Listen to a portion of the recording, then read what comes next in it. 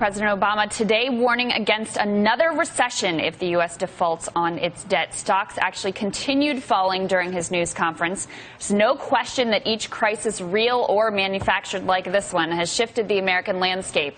Some areas are thriving while others are worse off. One of the most obvious shifts has been in job development.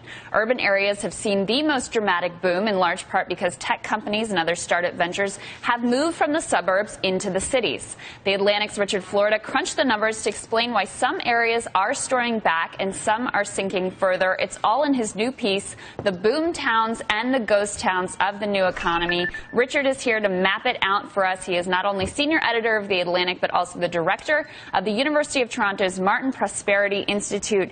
And Richard, thanks for joining us. You say in your piece that the economic landscape is being reshaped around two kinds of hubs, centers of knowledge and ideas, and clusters of energy production. Tell us about the sort of broad trends that you're seeing across the country. Well, a lot of people, including Tom Friedman, have seen, a kind of conflict between the knowledge economy and the energy economy. And they argue, well, if you have a lot of energy and natural resources, you have a natural resource curse and you don't develop. And that might be true of places in the Middle East which are living off their natural riches.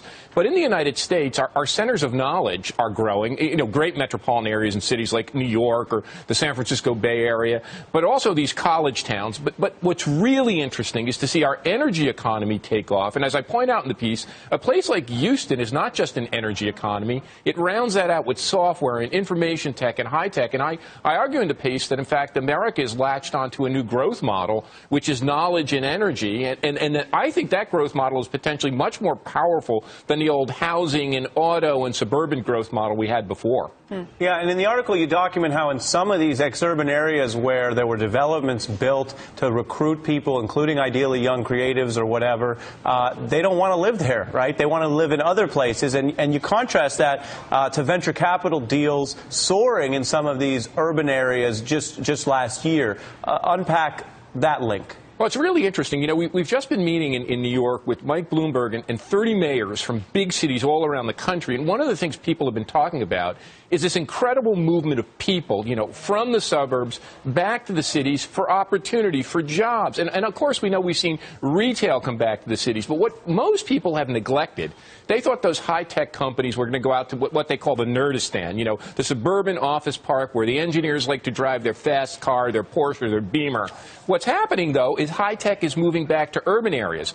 A massive move from Silicon Valley. Now, don't get me wrong, the big companies, the Googles, the Apples, the Yahoos, still have headquarters in the Valley, but the young companies are going to downtown San Francisco, and in a shift I think no one could have predicted. $2.5 billion in venture investment, hundreds of startups right in lower Manhattan. So I call it the urban tech revolution, and it's something I think few people were prepared for. It's not only people moving back to cities, it's high-tech jobs coming back in a massive way. I want to underline an interesting quote from your article. You said Brooklyn is a major trendsetter for everything from film and TV to indie rock to artisanal food.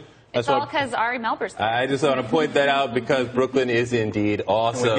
That's a Brooklyn bump right there.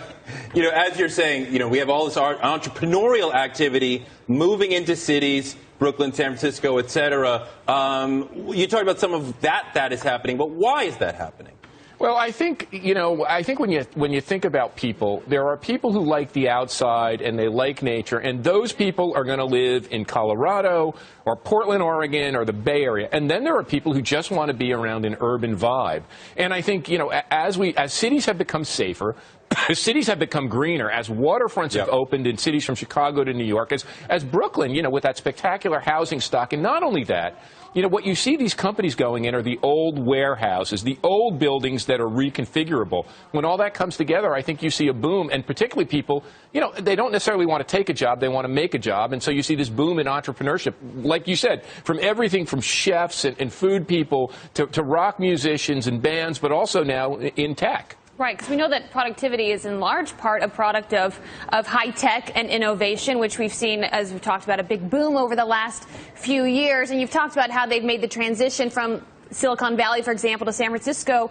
I'm surprised, though, it's taken this long for that move to happen. Why is it taking this long? Well, so am I. You know, they call me an urban theorist, and what urban theorists would have told you is that innovation happens in cities. I think it was a product of the big industry age.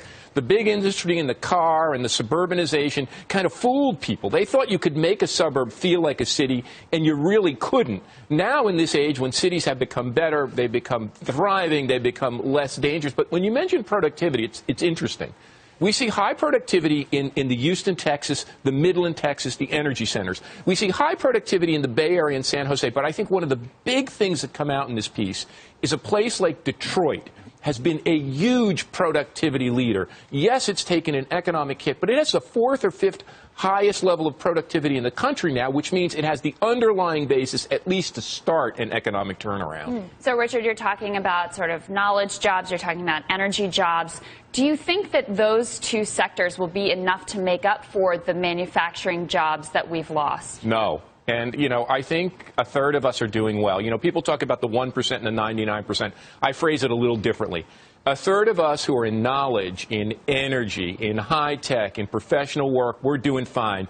Making 75 grand on average, a lot of us making over 100 grand. But those 60, you know, you've heard me, 66 million Americans toiling in low-wage service jobs, making 20, 25, 30 grand top. And one of the things we talked about with these mayors from all over the country and all over the world, we've got to make those jobs better. We've got to do for those jobs. They're our new manufacturing jobs. We've got to engage the workers and get them involved in innovation. Treat them like a high-tech worker, the people taking care of our services. But if not, our income inequality is going to, we have income inequality we haven't seen in 100 years, and it's just going to get worse. So we have to upgrade those service jobs so they can be the good jobs like our manufacturing jobs were. And do you see a reemergence of labor, of organized labor, as a potential solution to making those service jobs pay? You know, I've written about this at the Atlantic and Atlantic cities. Look at the movement of fast food workers who are saying enough's enough. You know, my dad always told me it took 9 people, when he was a boy in the 30s, it took 9 family makers to make a living wage. He came back from World War II. There was FDR. There was the labor movement. There was collective bargaining,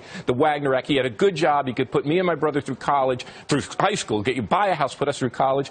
We've got to do something to lift those wages. And I'll tell you, being with these mayors, you see the dysfunction. You just talked about the dysfunction in Washington. Right. Mayor Mitch Landrieu of New Orleans pigeonholed me. He said, we're going to make it happen in New Orleans. All across the country, I think mayors are understanding that they've got to, because they have both. You know, our cities have great affluence and a great comeback and new high-tech jobs and media jobs, but they also still have tremendous poverty. So I think these mayors of these cities, right and left, are going to help lift these jobs up, and that's where I'm going to put my efforts in. Thank you for that optimistic note on a somewhat depressing day, Richard Florida. Thanks so much for your time. It's great being with you guys.